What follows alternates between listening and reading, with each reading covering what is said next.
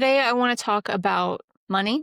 I want to talk about pricing and offers and not selling out. This is, in some ways, a response to my previous video regarding Charlie Kirk's assassination. And as of today, October 7th, some new information has come to light. When I recorded on September 11th, I assumed that it was the left that killed Charlie Kirk.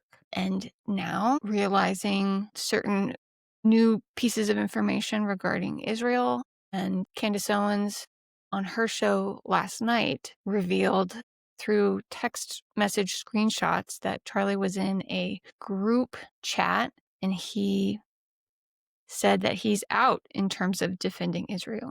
And he said he lost $2 million in donations from Jewish donors. And if you really dig deeper into that whole situation, I have become convinced at this point that Charlie was accepting money from people and it came with contingencies about his free speech, about what he was allowed to talk about, and specifically his position on foreign policy and American financial investment in Israel's wars. So this conversation has got to be about money. You have a calling, you have a life purpose, you have a mission, and sometimes you can't fulfill that mission alone. You need to build a team. And the temptation is to get investors, take money from people who you think are your friends. And what Charlie's situation has proven to me already, persuaded me of, is that you shouldn't accept money from people if you can avoid it. You need to keep things lean. And this is why in Catholicism, and I'm Catholic, if you're a Protestant, we can still be friends. If you're an atheist, we can still be friends. I used to be an atheist. I'm friends with Jewish people. I'm friends with Muslim people. We can all get along. My point is, religious traditions have on purpose encouraged their clerics to take a vow of poverty. And the reason that we do this is so that you don't sell out. To be detached from the material world and material things, what you're saying yes to is a certain kind of freedom. The freedom to think for yourself, the freedom to speak truth to power. That's what you are really investing in when you say no to the material luxuries of the world. Mother Teresa was able to fulfill her mission, and she had a very simple bedroom with like a cot. And still there's questions about Mother Teresa's funding sources because she did build schools, she built hospices. So people still question whether she did the right thing by accepting money from certain people. Like Hillary Clinton, I think, was one of her financial donors. I haven't researched that fully. I don't know what would happen. But every big organization, like the do-gooders of the world, people will infiltrate and try to, once they see that you have some influence, they'll try to like cozy up with you. It's a problem. So what do? You need to pay bills. You have a brand that you're building. How should you make money? Well, on the other extreme, people don't charge anything and they impoverish themselves and they can't really get the influence that they want and they need because they don't have an income stream to speak of. And they just want everything to be out there for free, or they undercharge and then they don't get off the ground and they struggle and then they end up resenting people like, I poured my life into this and you guys don't even value it. And so you become like this bitter, resentful because you feel like you poured your heart and soul into it and there should be some type of support for all your effort. I had a conversation this morning in my brand therapy group call about pricing, and my guy in my group call, he helps people overcome addiction and he's struggling to price his services. And of course, the compassionate part of you wants to be able to just give the information away for free and help people for free, but he's practical. He knows that that's not possible. So he was like, well, what do I price it at? We live in a world where we're kind of trained to think of like, oh, what's my hourly rate? And I spend this much time on something, and so I should charge you this much because my hourly rate is whatever, $100 versus $30 or and this is how lawyers charge, this is how retail people charge. But when you're offering a transformation, you price it differently. You price it at what the value of the transformation is. So Charlie's business model is mission focused, and that's different. So think of what he was doing similar to like musicians. How do musicians make money? When you're in the business of ideas, there's sacred content, which is the idea. Like with music, like the song is sacred. But the way musicians make money and the way influencers make money is events and merchandise and like courses, like access to education for like deeper dives. So when you're doing services though, and you need to work with people one-on-one, you don't charge by the hour because people don't want to spend their entire lives with you. They need to get in and get out. And what is the transformation that you're offering worth to them? So if you're selling them a product and they can just buy the product and it gives them an instant transformation, like let's say you sell a luxury car and before they have the car, they can't go anywhere and they're not appealing. They're not sexy. They can't impress anybody. And then you sell them a car and all of a sudden they can go really fast and they can go really far. And you're unlocking the kind of like sex appeal because the car is this fast car and it's like, ooh, it says something about who I am.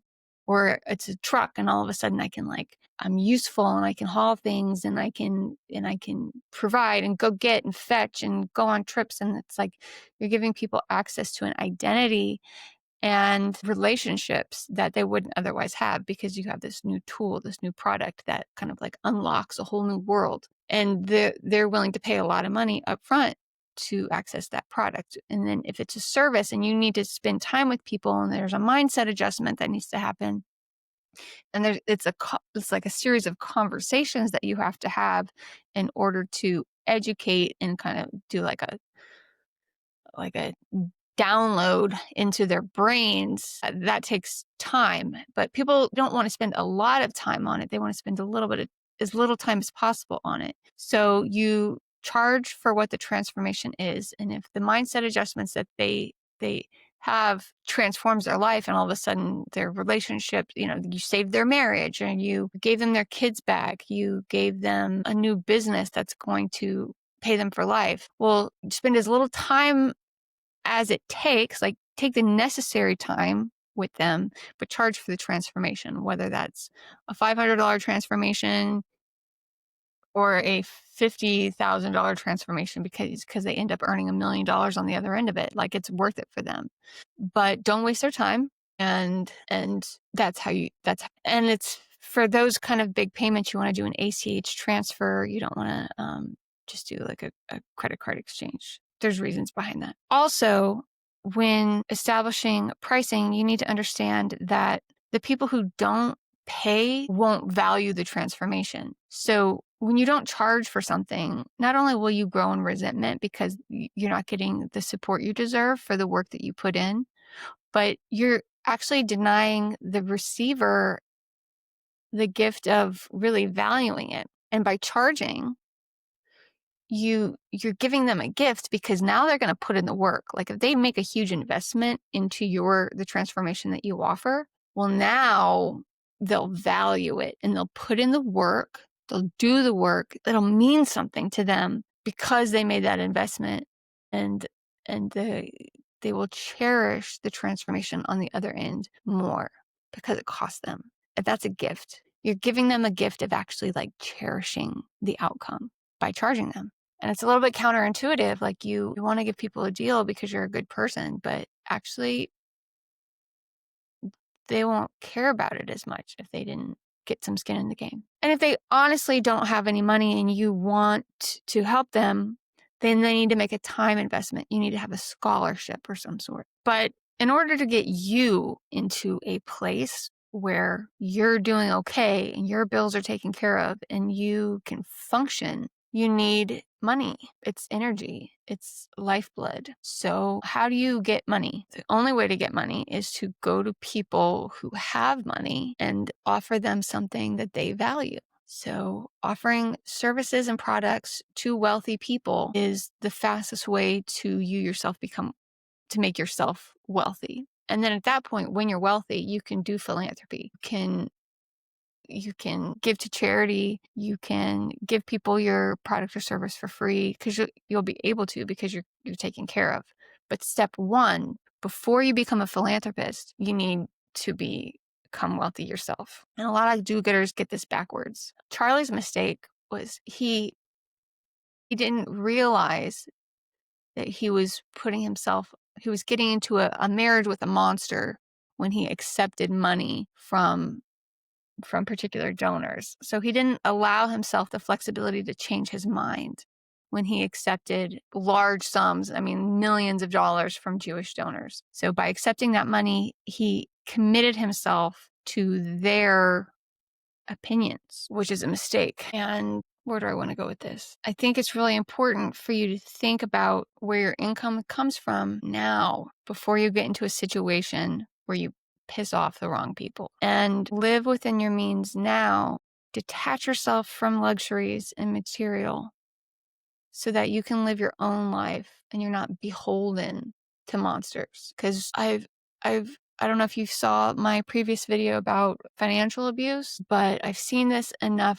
I've had enough experience with dark personalities, coercive controllers, narcissists, psychopaths, where I've witnessed on 2 serious occasions in more intimate situations where money is used to control people. And this is well established in, how should I put this without getting banned on YouTube? The trafficking worlds. So money is used to control them. It's obvious enough, right? But just be careful, because even if you're not a vulnerable woman, Charlie was a 6'4" grown-up man, but still coercive controllers will use money to manipulate you and get their way. And you could be the sweetest, most honest person, but these psychopaths find you and they will use money to control what you do and what you say. So I hope that is helpful, this conversation about money. If you would like to talk more, I've got my brand therapy group in my school community, which is linked down below. And we discuss branding, monetizing your message, entrepreneurship. And I definitely have a heart for the do-gooders of the world and the people who are trying to make the world a better place, political or otherwise. So I hope this was helpful. Be well, and I will see you on the other side.